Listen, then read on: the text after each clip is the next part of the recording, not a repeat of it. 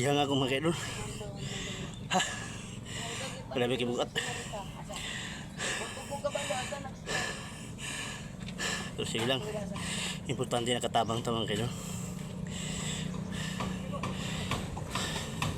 Di bangon siya makalakaw mga kaidol. Wala yung mga tiil. Bawi mga kaidol. A few moments later.